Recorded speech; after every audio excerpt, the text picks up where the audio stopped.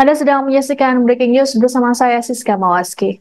KPU Fakfak Provinsi Papua Barat saat ini masih melakukan persiapan untuk rapat pleno dengan agenda putusan terkait pencalonan pasangan nomor urut 1 Untung Tamsil Yohana Dina Hindom atau Utayo. Jelang putusan KPU Fakfak, sejumlah pendukung Utayo rela menunggu di tenda-tenda yang didirikan. Sejumlah petugas kepolisian juga dikerahkan ke lokasi untuk mengamankan jalannya rapat pleno. Untuk informasi lengkapnya, kami sudah terhubung dengan jurnalis Tribun Papua Barat, ada Aldi Bimantara di KPU Fakfak. Halo, selamat siang Aldi. Iya baik Siska dan juga pemirsa, selamat siang waktu Indonesia Barat dan selamat sore waktu Indonesia Timur. Siska dan juga pemirsa, dimanapun Anda berada, saat ini saya mengabarkan langsung dari KPUD Kabupaten Fakfak Provinsi Papua Barat di kawasan Wagom, Distrik Pariwari, Kabupaten Fakfak Provinsi Papua Barat. Saat ini masyarakat Kabupaten Fakfak, khususnya pendukung setia paslon nomor urut 1 Untung Tamsil dan Yohana Dina Hindom, masih terus menantikan keputusan rapat pleno terkait dengan penetapan keputusan KPUD terhadap rekomendasi Bawaslu yang kemudian menyatakan bahwasanya paslon Utayo atau paslon nomor urut 1 ini terbukti secara sah melanggar pelanggaran administrasi begitu. Siska dan juga pemirsa, dapat kami laporkan update situasi terkini di KPUD Kabupaten Fakfak Provinsi Papua Barat hingga pukul 16:17 waktu Indonesia Timur sore ini. Masa pendukung simpatisan Utayo Jilid 2 ataupun paslon nomor urut 1 pada Pilkada Fakfak 2024 ini masih terus memadati area sekitar pelataran KPUD Kabupaten Fakfak Papua Barat. Meskipun memang masa pendukung ini juga datang dengan ketidakpastian lantaran memang belum ada informasi pasti dan secara resmi hingga saat ini kapan dimulainya rapat pleno penetapan KPUD Fakfak terkait dengan rekomendasi Bawaslu terhadap status pencalonan Utayo Jilid 2 pada kontestasi Pilkada Fakfak 2024. Siska, mungkin untuk sementara kembali ke Anda. Baik, Aldi, dilaporkan sejumlah pendukung Utayo bermalam di sekitar KPU Fakfak sembari menunggu putusan dari KPU. Lalu adakah pengamanan atau mungkin imbauan dari pihak terkait kepada para relawan pendukung ini? Iya, benar sekali Siska dan juga pemirsa dimanapun Anda berada, bahwasanya masa pendukung Utayo Jilid 2 ini telah memadati area pelataran KPUD Kabupaten Fakfak Papua Barat selama 2 hari berturut-turut menjelang hari ini pada saat penetapan keputusan KPU begitu. Dan memang masa pendukung Utayo Jilid 2 ini terpantau telah mendirikan tenda dan bermalam begitu ya, bahkan bermalam di area sekitar pelataran KPUD Kabupaten Fakfak. Ini terpantau masa pendukung memadati area pelataran kantor klasis DKI yang memang posisinya ini berhadapan langsung dengan kantor KPUD Kabupaten Fakfak Papua Barat. Tadi kami lihat memang sejak malam satu tenda sudah didirikan, kemudian update untuk siang tadi juga sudah didirikan sebanyak 2 tenda untuk kemudian menampung masa pendukung Utayo Jilid 2 yang kemudian menantikan dan menunggu tentunya secara was-was dan juga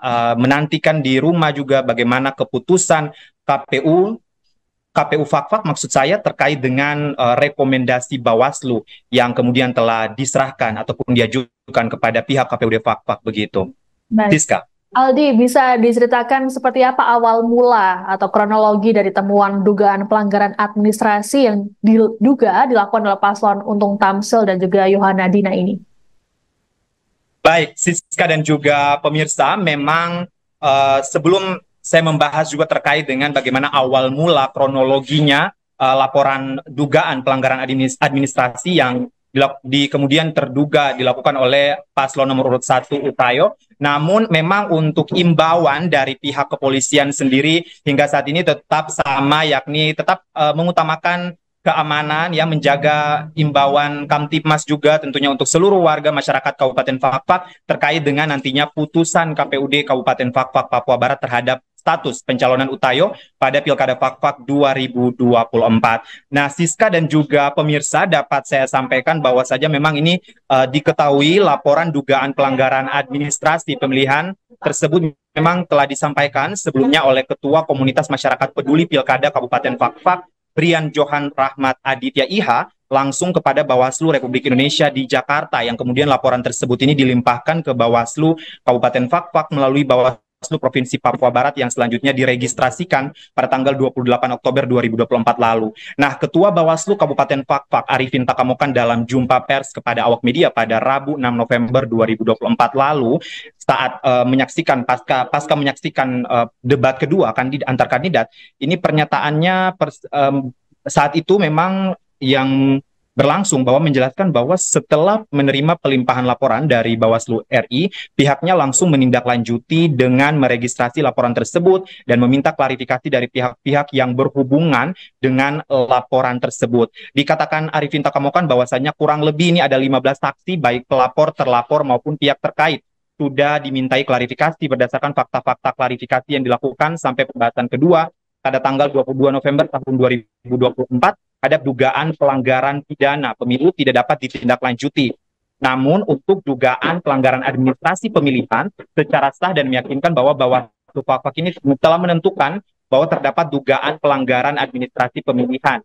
Arifin Takamokan juga menyebutkan bahwa pelanggaran terhadap ketentuan pasal 71 ayat 3 Undang-Undang Pilkada tersebut, sanksi administrasi ini diatur lebih lanjut dalam ayat 5 Undang-Undang Nomor 10 Tahun 2016 dalam hal ini gubernur atau wakil gubernur, bupati atau wakil bupati dan wali kota atau wakil wali kota selaku petahana ini tentunya melanggar ketentuan sebagaimana dimaksud pada ayat 2 dan ayat 3, petahana tersebut bisa dikenai sanksi pembatalan sebagai calon oleh KPU provinsi atau KPU kabupaten atau kota. Selanjutnya ini Siska dan juga pemirsa, hasil penanganan laporan dugaan pelanggaran administrasi tersebut dikatakan Arifin Takamokan telah ditindaklanjuti dalam bentuk rekomendasi kepada pihak KPU Kabupaten Fakfak untuk selanjutnya KPU Kabupaten Fakfak akan mengkaji lebih lanjut rekomendasi Bawaslu agar dapat ditindaklanjuti atau KPU bisa saja berpendapat lain begitu. Kemudian pelanggaran terhadap pasal 71 ayat 3 dan sanksinya di ayat 5 ini sehingga Bawaslu telah mengeluarkan rekomendasi kepada KPU Kabupaten Fakfak dalam hal ini selaku penyelenggara teknis untuk kemudian mengkaji dan memutuskan apakah rekomendasi Bawaslu tersebut dapat ditindaklanjuti ataukah KPU Fakfak memiliki pandangan lain terhadap rekomendasi tersebut. Pihaknya juga hanya membuktikan pelanggaran terhadap pasal tersebut dan selanjutnya ini menjadi kewenangan KPU untuk menindaklanjuti ataukah tidak begitu. Sehingga memang ini kaitannya langkah dari petahana ataupun incumbent ini tentunya dicecar ya sejumlah laporan, bukan hanya soal bagaimana pelanggaran administrasi, tapi juga terkait dengan dugaan tindak pidana pilkada, namun lagi-lagi ini tidak memiliki cukup bukti sehingga untuk dugaan tindak pidana pilkada ini tidak dapat diproses oleh Bawaslu Fakfak.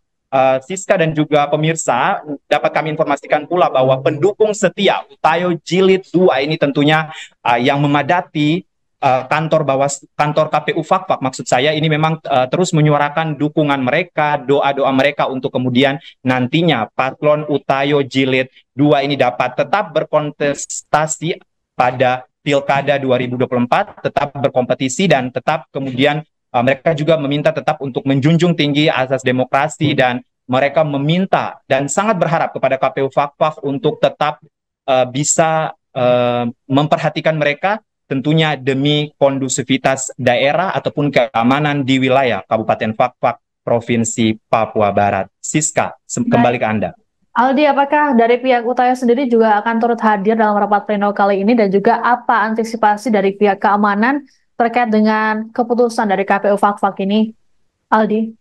Ya, baik Siska dan juga pemirsa di mana saja Anda berada, dapat kami informasikan memang berdasarkan pandangan mata kami sejak tadi pagi di kantor KPUD Fakfak ini terdapat beberapa tokoh-tokoh dari Utayo Jilid 2 yang memang telah hadir di area sekitar pelataran KPUD Fakfak untuk kemudian bersama-sama mengawal putusan KPUD Fakfak terkait dengan status pencalonan petahana Bupati Fakfak dan Wakil Bupati Fakfak Untung Tamsil dan Yona Dina Hindom. Terdapat sosok Sri Kandi Utayo yang kemudian terus menggencarkan dukungan untuk membela Utayo, yakni Ibu Wilhelmina Woy yang bersama-sama dengan masa pendukung ya sudah bermalam selama kurang lebih 2 hari di area pelataran kantor KPUD Fakfak ya, tepatnya di area pelataran kantor klasis GKI Fakfak yang berhadapan langsung dengan kantor KPU untuk kemudian memberikan dukungan, memberikan motivasi kepada para pendukung Utayo Jilid 2 agar tetap optimis bahwasanya Utayo dapat melaju pada kontestasi Pilkada Fakfak 2024. Kemudian ada juga tokoh-tokoh masa pendukung yang sudah hadir, baik itu dari relawan Garuda Merah, kemudian ada beberapa simpul-simpul relawan lainnya yang kemudian terus menanti keputusan KPUD Kabupaten Fakfak, Papua Barat. Siska dan juga pemirsa, dapat kami informasikan pula bahwasanya imbauan resmi dari pihak kepolisian memang belum kami dapati hingga saat ini, namun memang tadi berdasarkan pantauan kami di lapangan, sudah ada personil kepolisian yang dikerahkan untuk berjaga-jaga dan mengantisipasi adanya kemungkinan konflik pasca putusan KPUD Kabupaten Fakfak Provinsi Papua Barat. Namun kalau kita melihat dari rentang waktu yang ada, memang pihak kepolisian selalu melakukan pengamanan, SOP pengamanan dari mulai pentahapan pilkada, dari mulai pencalonan, kemudian pasca pencalonan hingga putaran debat kandidat ya, yang kemudian dilangsungkan di Fakfak Papua Barat sendiri selalu mendapatkan pengawalan ketat dari pihak kepolisian. Dan tentunya dalam sejarahnya Kabupaten Fakfak Papua Barat meskipun di tengah mendapati situasi yang berpotensi tegang dan memicu konflik, namun tentunya kondisi Kamtibmas di Kabupaten Fakfak Papua Barat dalam pilkada-pilkada sebelumnya juga relatif stabil dan tidak begitu gejolak berarti seperti daerah-daerah lainnya. Tentunya otoritas kepolisian di Kabupaten Fakfak Papua Barat mengimbau tentunya untuk tetap selalu mengutamakan keamanan ataupun kondusivitas wilayah di atas segalanya. Kita berharap juga tentunya para pendukung Utayo Jilid 2 ini dapat segera menemui ataupun menemukan informasi yang pasti terkait dengan putusan KPUD Fakfak, dan kemudian diharapkan bisa segera kembali dalam status pencalonannya, bisa mendapatkan status pencalonannya secara pasti maksud saya, dan akan bisa melaju ya pada kontestasi Pilkada 2024 nantinya. Dan terlebih lagi kita harapkan tentunya kedua pendukung ini bisa sama-sama menahan diri dan menjaga situasi Fakfak yang aman dan kondusif. Demikian laporan singkat jurnalis tribunpapuabarat.com Aldi Bimantara langsung dari Fakfak Papua Barat, dan tentunya kami akan mengupdate juga kepada Siska dan Tribuners ya dimanapun Anda berada terkait dengan putusan dari rapat pleno KPU Kabupaten Fakfak Papua Barat yang direncanakan maksimal paling lambat pukul 23.59 waktu Indonesia Timur hari ini, Minggu 10 November 2024. Kembali ke Siska di studio. Baik, terima kasih laporannya jurnalis Tribun Papua Barat Aldi Bimantara langsung dari KPU Fakfak terkait dengan rapat pleno dengan Pilkada 2024. Selamat bertugas kembali. Sebentar masa ini lagi ya. Masa sebentar. Download Tribun X sekarang. Menghadirkan lokal menjadi Indonesia.